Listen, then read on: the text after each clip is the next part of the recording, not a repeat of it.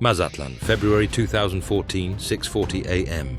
The steel door of beachfront apartment 401 is breached in seconds. The most wanted man on the planet isn't surrounded by an army. He is in his underwear, reaching for an assault rifle, AK-47, while his wife and twin daughters scream in the next room. For 13 years, Joaquín El Chapo Guzmán was a ghost, a man who lived in the clouds of the Sierra Madre and moved through the earth like a shadow. The DEA spent billions. The Mexican Marines lost hundreds of men. And yet, there he was, caught in a budget condo with a bag of tortillas on the counter. How does a man who built a $3 billion empire, owned a fleet of submarines, and escaped the unescapable, twice end up in a 7 by 12-foot concrete box in Colorado? He didn't just fall, he was dismantled. This is the story of the rise, the hubris, and the final crushing capture of the man who thought he was bigger than the state.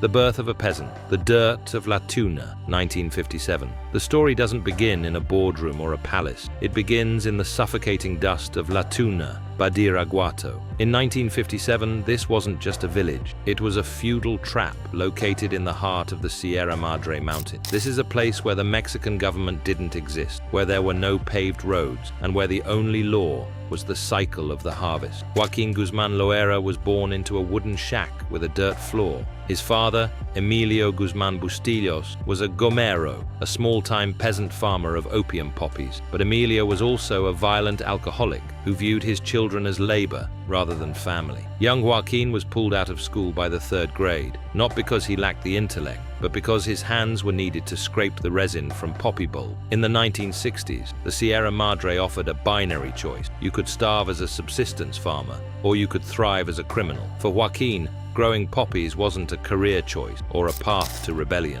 It was a biological necessity for survival. He spent his childhood watching his father squander the family's meager earnings on liquor and prostitutes, while his mother, Consuelo, struggled to feed the children. This resentment became his engine. He realized early that money wasn't just for luxury. It was the only shield against the brutality of men like his father. By age 15, he had already cultivated his own marijuana patch, establishing a small-scale supply chain that would eventually become the blueprint for a global empire. He didn't just grow the plant, he learned how to protect it, how to price it, and most importantly, how to ensure he was never the one left holding the dirt. By the late 1970s, the dirt of La Tuna was no longer enough for Joaquín. He descended from the mountains to the neon-lit corruption of Guadalajara, the then capital of the Mexican underworld. At the time, the landscape was dominated by one man, Miguel Ángel Félix Gallardo, known as El Padrino, the Godfather. Gallardo was a former police officer who had done the unthinkable. He unified the warring Mexican plazas into a single corporate entity called the Guadalajara Cartel. The entry point, Guzmán entered this world as a nobody, a low-level soldier assigned to be a driver. But he didn't just drive cars, he drove logistics. He was tasked with overseeing the bridge between the poppy fields and the US border. While other lieutenants were distracted by the sudden influx of wealth and fame, Joaquín was obsessed with efficiency. He viewed the border not as a barrier, but as a bottleneck that needed to be cleared. It was during this era that Guzmán developed his most terrifying trademark, the executioner's clock. In the drug trade, time is more than money. Time is exposure. The longer a shipment sat in a warehouse or a truck, the higher the chance of seizure or betrayal. Guzmán instituted a policy of zero latency. If a shipment was supposed to arrive at 2 a.m. and the clock hit 2:01 a.m. without a headlight in sight, the person responsible wasn't given a warning. They were shot on the spot. This brutal punctuality wasn't just mindless violence. It was a high-stakes quality control mechanism. It sent a message to the entire supply chain. The shorty is watching. Felix Gallardo noticed. While other traffickers were losing loads to laziness or lost drivers, Guzmán's shipments arrived with the precision of a Swiss watch. By the mid-1980s, the Godfather promoted him from the driver's seat to a seat at the table. He was given control over the logistics of the Mexicali Plaza, a key gateway into California. He had officially transitioned from a man who followed orders to a man who gave them, building the foundation of a federation that would eventually outgrow even the Godfather himself. As the 1980s closed, the US government began pouring billions into Operation Alliance, saturating the border with heat sensors, helicopters, and thousands of boots on the ground. The surface, had become a high-risk gamble. While rival cartels were still trying to toss bags over chain-link fences or hide kilos in car bumpers, Joaquín Guzmán looked downward. He realized that if the Americans owned the air and the horizon, he would own the geology, the architect's blueprint. Guzmán's true genius wasn't in pulling a trigger, it was in hiring people who used slide rules and compasses. He began recruiting professional mining engineers, men who had spent their lives digging for copper and gold, and redirected their talents toward a new kind of vein, the American consumer. In 1989, he commissioned his first masterpiece, a tunnel connecting a luxury residence in Agua Prieta, Mexico, to a warehouse in Douglas, Arizona. This wasn't a dirt hole or a primitive trench. It was a feat of civil engineering. The hydraulic entrance. The mouth of the tunnel was hidden beneath a pool table in a private home. With the flick of a hidden switch,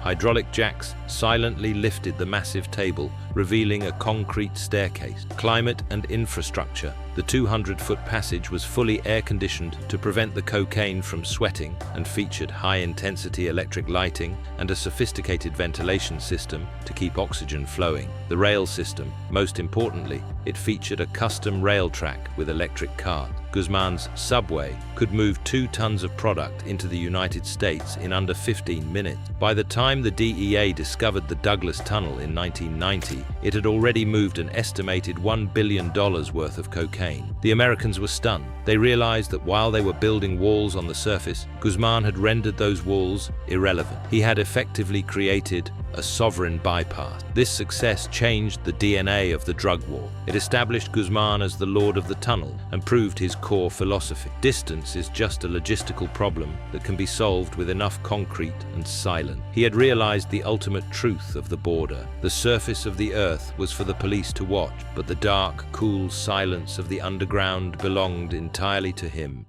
By May 1993, the peace within the Mexican underworld had shattered. A vicious turf war had erupted between El Chapo's emerging Sinaloa Federation and the Arellano Felix brothers of the Tijuana cartel. The streets of Guadalajara had become a shooting gallery, but the violence was about to spill into the most public arena possible, the Guadalajara International Airport. On May 24th, a Grand Marquis pulled up to the airport terminal. Inside was Cardinal Juan Jesus Posadas Ocampo, one of the most beloved religious figures in Mexico. Simultaneously, El Chapo was arriving in a separate vehicle. The Tijuana hitmen, blinded by adrenaline, mistook the Cardinal's luxury car for Guzmán. They opened fire with automatic weapons, riddling the Cardinal's car with 14 bullets at point-blank range. The Cardinal died instantly. El Chapo, displaying his uncanny survival instinct, dove out of his car, scrambled across the tarmac, and escaped over a perimeter fence while lead flew over his head. The murder of a prince of the church was a black swan event. To save face, the Mexican government hunted Guzmán down in Guatemala in June 1993. He was sentenced to 20 years and sent to the Puente Grande maximum security prison. But for El Chapo, the maximum security prison didn't stop him. It adapted to him. Within months, he had cell phones, fax machines, and guards on his payroll. He hosted parties with lobster and cognac, proving that in a corrupt system, a prison cell is just a private office with better security. It was here that the myth was born, the man who could be captured but never contained.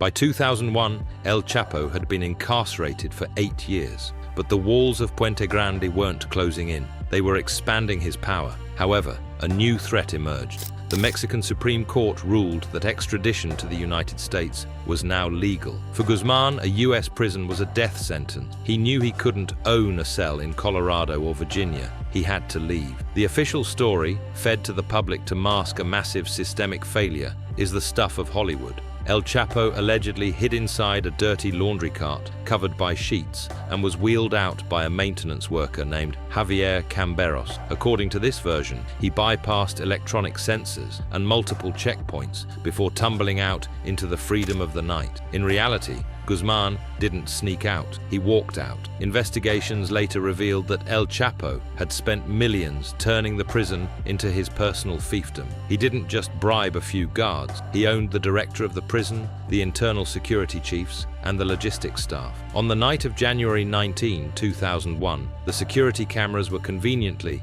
malfunctioning. The gates were unlocked by the very people paid to keep them shut. He likely left dressed in a police uniform or a business suit, escorted by the guards he had bribed. El Chapo hadn't escaped a prison. He had simply checked out of a luxury hotel once the bill became too high. This event humiliated the Mexican government and proved to the world that Guzmán's true power wasn't gun, it was the unlimited reach of his checkbook. After his 2001 escape, El Chapo didn't go into hiding in a dark basement. Instead, he retreated to his Golden Triangle, the rugged intersection of Sinaloa, Durango, and Chihuahua. Protected by the vertical geography of the Sierra Madre and a 300-man private army, he lived like a medieval king. For 13 years, the most wanted man on earth wasn't just a criminal, he was an economic force. In 2009, the world was stunned when Forbes magazine listed Joaquín Guzmán on its list of the world's most powerful people, estimating his net worth at over $1 billion. He was no longer just a drug dealer, he was a global CEO. He controlled a diversified portfolio of heroin, cocaine, and the emerging gold mine of methamphetamine. His company had better logistics than most international shipping firms and a larger intelligence network than the Mexican government. During this era, a chilling urban legend became a recurring reality in cities like Culiacán and Mazatlán. A group of armed men would enter a high-end restaurant. They weren't there to rob it. They would politely ask every patron for their cell phone, promising they would be returned shortly. Then El Chapo would walk in, enjoy a steak dinner with his associates, and talk business. When he finished, he would pay for every single table's bill in the entire restaurant, return the phones, and vanish into the night. This wasn't just ego, it was strategic branding. In regions where the Mexican state was absent or corrupt, Guzmán provided a brutal form of order. He funded clinics, built roads, and settled local disputes. He became more powerful than the Mexican president because his power was immediate and his taxation, extortion, was absolute. He proved a terrifying socio-political truth. When a state fails to provide security and opportunity, a warlord with $1 billion can easily take its place. By 2015, El Chapo had achieved everything a criminal could dream of: wealth, power, and a legendary status that seemed untouchable. But Guzmán suffered from a classic human flaw: pride. He wasn't satisfied with being a ghost in the mountains. He wanted to be immortalized on the silver screen. He envisioned a biopic that would tell his story to the world, portraying him not as a monster, but as a revolutionary hero of the people. To make his cinematic dream a reality, he reached out to Mexican actress Kate del Castillo, whom he had long admired. Through a series of encrypted but ultimately compromised messages, he arranged a secret meeting that included American actor Sean Penn. In October 2015, the actors were shuttled through multiple checkpoints into the heart of the jungle to sit down with the world's most wanted fugitive. Guzmán believed his encryption and mountainous terrain made him a ghost, but he had underestimated the modern surveillance state. The Mexican authorities, with the help of the DEA, were not tracking him. They were tracking the actors. Every clandestine message sent to arrange the meeting acted as a digital breadcrumb. By the time Sean Penn was shaking Guzmán's hand for a Rolling Stone article, the Mexican Marines were already triangulating the GPS coordinates of the safe house. The man who had stayed invisible for 13 years by living in caves and using human couriers was finally compromised by his own ego. He traded his safety for a chance at Hollywood stardom. The meeting didn't result in an Oscar-winning film. It resulted in a tactical map for a raid. It proved that in the 21st century, the only thing more dangerous than a rival's bullet is the desire to be a celebrity.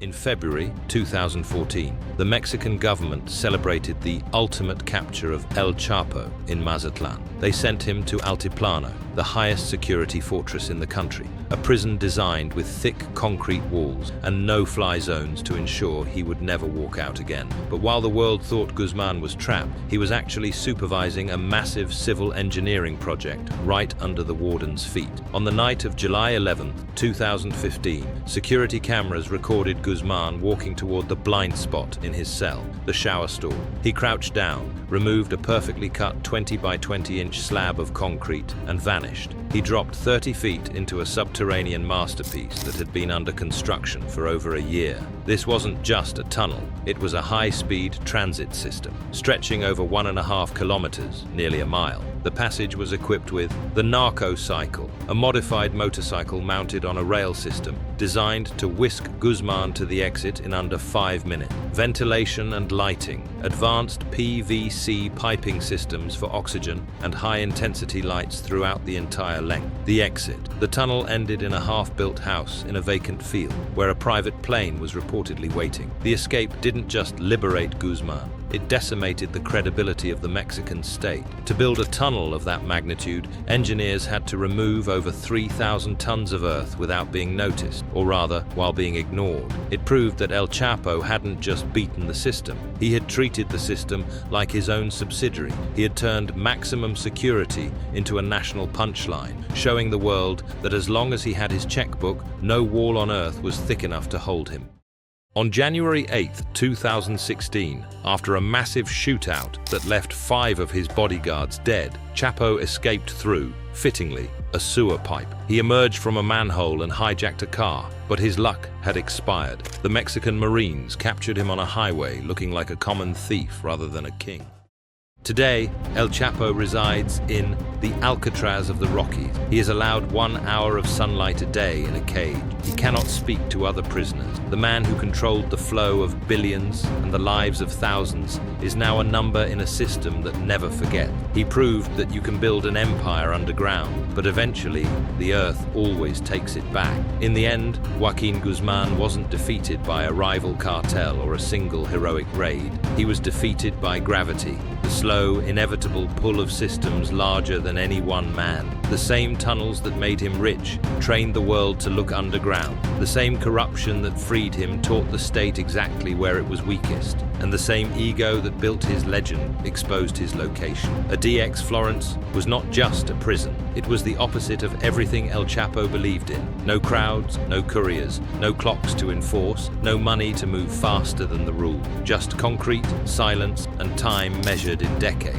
The king of motion has been sentenced to stillness. His story leaves behind an uncomfortable truth. Criminal empires don't collapse when they run out of money or gun. They collapse when they start believing their own mythology. El Chapo didn't lose because he was poor, careless, or weak. He lost because he wanted to be seen. The tunnels are empty now. The mountains are quiet, and the man who once bent nation now lives in a box designed to erase him from history, proving that no matter how deep you dig, the earth always closes in.